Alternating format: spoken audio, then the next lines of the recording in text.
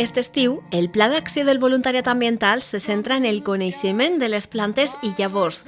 Per primera vegada, els 32 joves voluntaris participants estan creant un banc de llavors amb l'objectiu de recuperar la biodiversitat botànica y conservar les especies endèmiques de Torrent.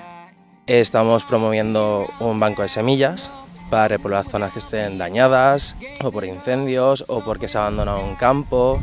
¿Sabes lo que decir? Repoblar lo que son especies autóctonas de Torrent. La función principal del banco de semillas básicamente es recolectar todas las semillas de especies autóctonas, porque hay algunas invasoras, que eso no nos interesa, y después repoblar zonas deforestadas, zonas que estén mal conservadas.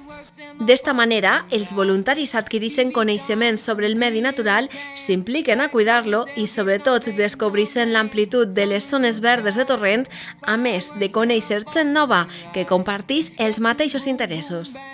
El motivo de este voluntariado es que durante unos días unos jóvenes de Torrent estén en contacto con la naturaleza y que también pues, conozcan todos los puntos importantes que Torrent cuenta, pues de fuentes, de parajes. Por ejemplo, la Sierra Prenchisa, muchos de ellos nunca han estado. Pues bueno, pues esto también sirve para que la conozcan.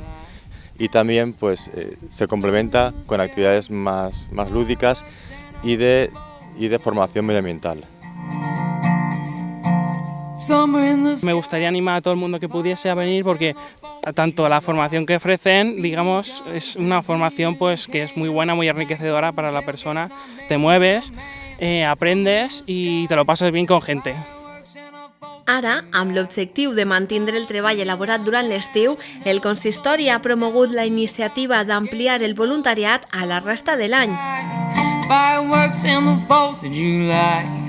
Those flashing lights don't fancy me.